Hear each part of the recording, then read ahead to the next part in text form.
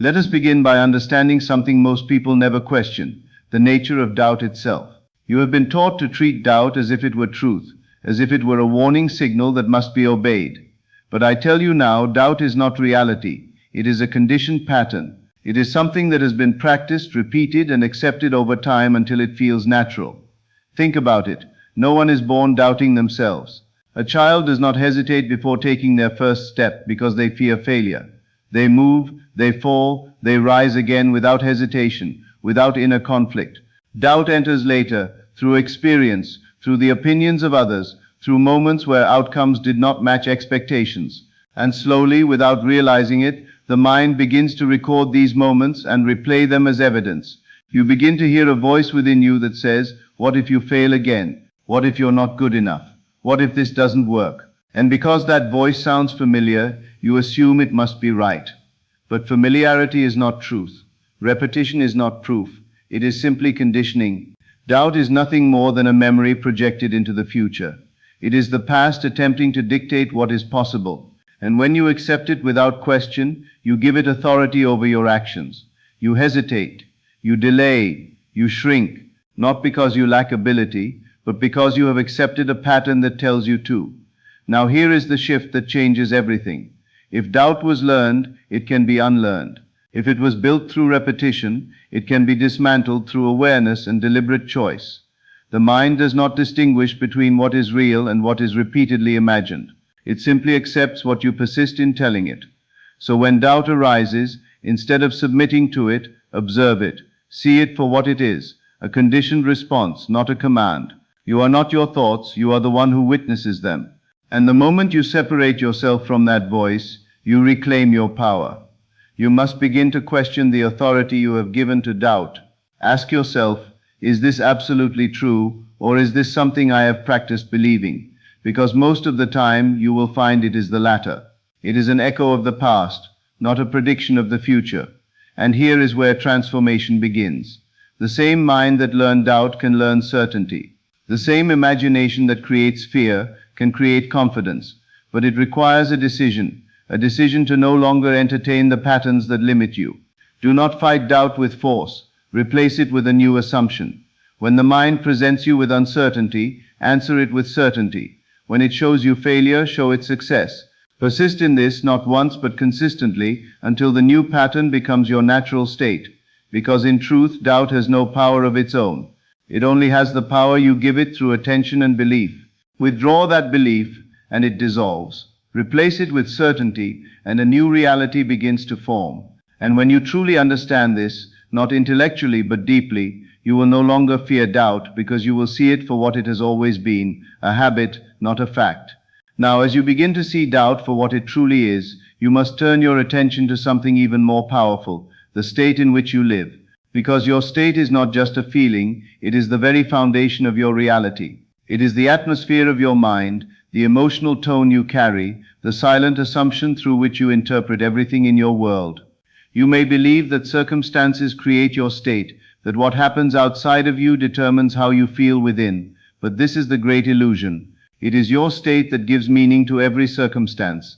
Two people can face the same situation, and one sees opportunity while the other sees limitation. The difference is not in the world, it is in the state they occupy. When you are in a state of certainty, the mind becomes clear, focused, and decisive. Possibilities appear where there once were obstacles. You move with a sense of direction, not because you have all the answers, but because you trust yourself. And in that trust, doubt finds no place to exist.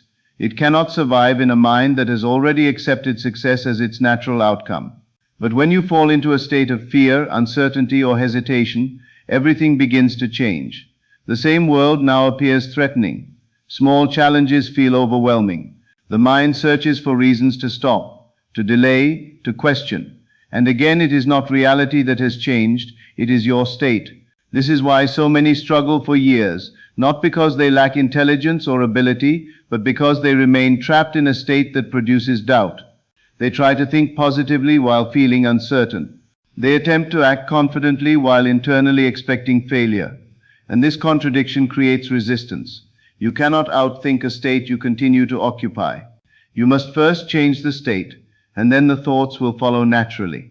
because thoughts are not independent, they are reflections of the state you are in. Change the state and the entire inner conversation shifts with it. So how do you do this? You begin by becoming aware of your state in each moment. Not judging it, not resisting it, but recognizing it. Ask yourself, what am I feeling right now? What assumption am I living from? Because whatever that assumption is, it is shaping your experience. Then deliberately choose the state you wish to embody.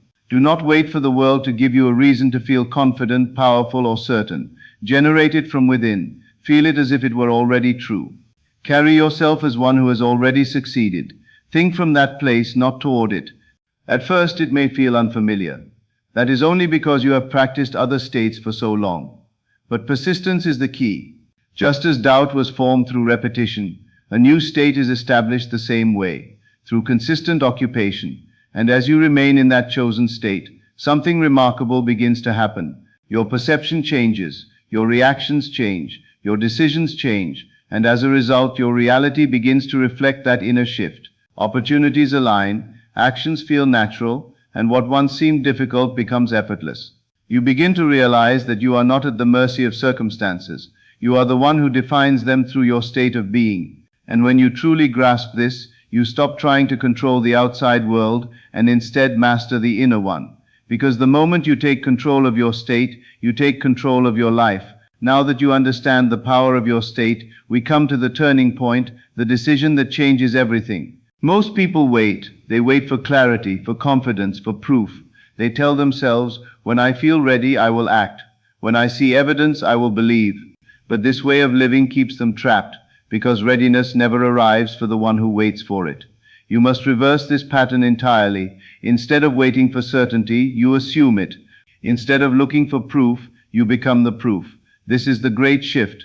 The moment you decide that what you desire is not something distant, but something already accepted within you. Understand this clearly. The mind follows the assumption you consistently hold. If you assume failure, you will find reasons to hesitate. If you assume success, you will find ways to move forward.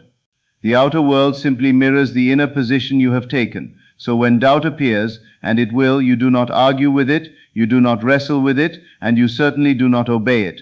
You replace it. You return to your chosen assumption. It is already done, it is already mine. Not as empty words, but as a felt reality. This is where most falter, because they try to assume without feeling, or they declare certainty while secretly entertaining doubt. But the power is not in the words, it is in the conviction behind them. You must feel the naturalness of what you are claiming. You must think from it, not of it. Ask yourself, if this were already true, how would I think? How would I feel? How would I move? And then without hesitation, begin to embody that version of yourself. Not tomorrow, not when conditions change, but now. You may say, but what if it isn't true yet? And I tell you, it becomes true through your assumption. Reality is not something you wait to confirm, it is something you impress upon the mind until it takes form. The world rearranges itself according to the dominant belief you hold. This is why two individuals with the same resources can achieve entirely different outcomes. One assumes limitation, the other assumes possibility. One waits for permission, the other moves with certainty. And over time, their assumptions harden into facts. You are always assuming something. Even in doubt, you are assuming failure. Even in hesitation, you are assuming uncertainty. So the question is not whether you will assume, but what you will choose to assume. Make it deliberate, make it conscious. When the mind drifts toward fear, bring it back. When it questions your ability, remind it of your decision. Persist not with force, but with quiet conviction. Return again and again to the feeling that it is already yours. At first, the external world may not reflect this immediately. That is where faith is required, not blind belief, but trust in the law that what you consistently assume must eventually appear. Do not break your assumption based on temporary appearances. Remain loyal to it, because the moment you fully accept something as true within yourself, the struggle begins to dissolve. You no longer chase, you no longer force, you no longer doubt. You move differently, speak differently, think differently, and through that shift the world responds. This is the hack you have been searching for. Not effort, not struggle, not endless preparation, but assumption.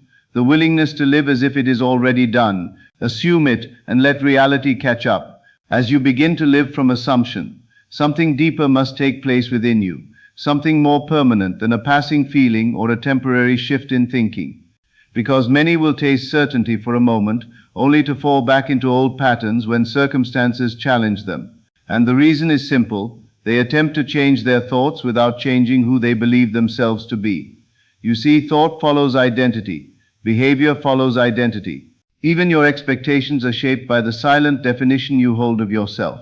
If at your core you still see yourself as someone who struggles, someone who doubts, someone who falls short, then no matter how much you try to think positively, the old self will quietly pull you back. This is why effort alone feels exhausting. You are trying to act against the very identity you have accepted, and eventually the mind returns to what feels familiar, what feels true. So the real transformation is not in forcing better thoughts, it is in becoming someone for whom those thoughts are natural. Ask yourself honestly, who am I being when I doubt? What identity am I occupying? Because doubt is not random, it is consistent with a version of you that has been practiced over time. A version that expects uncertainty, that anticipates failure, that seeks safety over expansion. Now understand this: you are not bound to that identity. It is not fixed. It is not permanent. It is simply a role you have played so often that it feels like you. But just as it was formed, it can be reshaped. You must begin to define yourself deliberately, not based on your past, not based on what others have said, but based on what you choose to become. Decide with clarity: I am someone who moves with certainty. I am someone who follows through. I am someone who succeeds. And let that decision be final. Do not wait for evidence to support this new identity. If you wait, you will remain where you are. Identity is not built from proof. It is built from assumption and reinforced through embodiment. You become it by living it, by thinking from it, by returning to it until it becomes natural. At first there may be resistance. The old self will attempt to reassert itself. It will remind you of past failures, past doubts, past limitations. But those are echoes, not truths. They only persist if you give them attention. Instead, return to your chosen identity. When faced with a decision, ask, what would the version of me who is certain do? And then act accordingly. When thoughts of doubt arise, ask, does this belong to who I have decided to be? If not, release it. This is not about pretending, it is about selecting. You are choosing which version of yourself you will continue to embody. And with each choice, you strengthen that identity. With each aligned action, you make it more real. Over time, something shifts. What once felt forced becomes natural. What once required effort becomes effortless. You no longer need to remind yourself to be confident, you simply are. You no longer battle doubt, it no longer feels like it belongs to you. And this is where true freedom lies. Not in constantly managing your thoughts, but in becoming someone whose thoughts are aligned by default. Someone who does not entertain doubt, not because they are trying to avoid it, but because it no longer resonates with who they are. Because when identity changes, everything else follows. Your focus sharpens, your actions become decisive, your state stabilizes, and the life you once tried to create begins to unfold without resistance.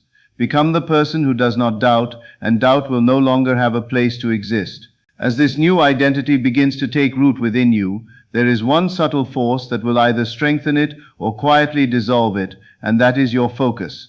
For where your attention goes, your inner world follows, and where your inner world goes, your outer experience must eventually reflect. Most people do not realize how much power they are giving away through their attention. They allow it to drift toward fear, toward uncertainty, toward imagined failure, and then they wonder why doubt feels so overwhelming. But it is not doubt that has power. It is the focus you give to it that allows it to grow. Consider this carefully. When your mind asks, what if this doesn't work? You are not simply observing a thought. You are feeding it. You are giving it energy, expanding it, making it more vivid and more convincing. The mind, left undirected, will continue to build upon whatever you focus on, whether it serves you or not. But the same principle works in your favor when you become conscious of it. If you can focus on what you fear and make it feel real, then you can focus on what you desire and make that feel real as well. The power has always been neutral. It is your direction that gives it meaning. You must begin to discipline your attention, not with force but with awareness. Notice where your mind goes throughout the day. Notice the patterns it returns to, the stories it repeats, the images it creates. Because whatever you consistently focus on becomes the foundation of your state. If you focus on lack, you will feel limited. If you focus on obstacles, you will feel blocked. If you focus on past failures, you will feel incapable. And from that state, your actions will reflect hesitation, reinforcing the very outcomes you wish to avoid. But shift your focus, and everything begins to change. Turn your attention toward possibility, toward progress, toward the version of yourself that already embodies certainty. Let your mind dwell there, not briefly, but consistently. Build the image. Feel its reality. Return to it whenever your attention begins to wander. This does not mean you ignore challenges or pretend difficulties do not exist. It means you refuse to give them authority over your inner world. You see them, but you do not dwell on them. You acknowledge them, but you do not identify with them. Because what you dwell upon, you invite. What you repeatedly imagine, you begin to expect. And what you expect, you unconsciously move toward. This is why focus is not just a mental exercise, it is a creative act. You are always selecting a direction, whether consciously or unconsciously. You are always choosing what to magnify. And in that choice, you are shaping the experience that follows. So when doubt tries to pull your attention toward fear, gently but firmly bring it back. Not once, but as often as necessary. Each return strengthens your control. Each redirection weakens the old pattern. Over time, this becomes effortless. Your mind no longer drifts toward fear because it has been trained to dwell in certainty. Your attention naturally rests on what empowers you. And in that space, doubt cannot take hold because it has nothing to feed on. Understand this deeply. Doubt is sustained by focus. Remove the focus and it fades. Replace the focus and something greater takes its place. Where you place your attention determines the reality you experience. And now we arrive at the final movement, the one that brings everything into form. You have understood doubt as a pattern. You have learned to shift your state, to assume certainty, to redefine your identity, and to direct your focus. But all of this must find expression, and that expression is action. Many believe that action comes after confidence, that you must first feel ready, certain, and fearless before you move. But this is the very illusion that keeps them standing still. Action is not the result of confidence, it is the cause of it. It is through action that your inner assumptions are confirmed, strengthened, and made real. When you act, even in the presence of uncertainty, you send a message to your mind, "This is who I am." You are no longer merely thinking of being confident, you are demonstrating it. And the mind observing this begins to accept it as truth. Understand this clearly. You do not dissolve doubt by sitting with it, analyzing it, or waiting for it to disappear. You dissolve it by moving in spite of it. Because doubt cannot survive in motion. It thrives in hesitation, in delay, in overthinking. But the moment you step forward, it begins to lose its grip. This is why even the smallest action carries immense power. It is not about perfection nor about grand gestures. It is about alignment. Taking a step that reflects the identity you have chosen, the assumption you have accepted, the state you have cultivated.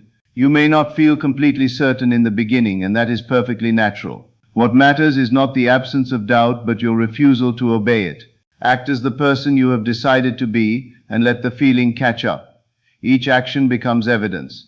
Each step forward weakens the old pattern and strengthens the new. And over time, what once required effort becomes instinctive. You no longer question whether you should act, you simply do. But there is something deeper here. Action is not only a physical movement, it is an expression of belief. When you act, you are declaring, without words, what you accept as true. If you believe in limitation, your actions will reflect hesitation. If you believe in possibility, your actions will reflect boldness. So let your actions be a reflection of certainty, not doubt. Do not wait for the perfect moment because it does not exist. The moment becomes perfect through your decision to move. And as you continue, something remarkable unfolds. The world begins to respond. Opportunities appear, paths reveal themselves, and what once seemed distant begins to draw near. Not because the world has changed on its own, but because you have changed your relationship to it. You are no longer reacting, you are creating. You are no longer waiting, you are initiating. And in that shift, you step into a flow where doubt no longer has a place to anchor itself. Remember, the mind follows action just as much as action follows the mind. When the two are aligned, there is no conflict, no resistance, There is only movement, growth, and realization. So do not stand still. Do not wait for permission. Do not seek certainty outside of yourself. Take the step, however small, and let it affirm who you are becoming. Because in the end, it is not what you think or feel that defines you, it is what you do.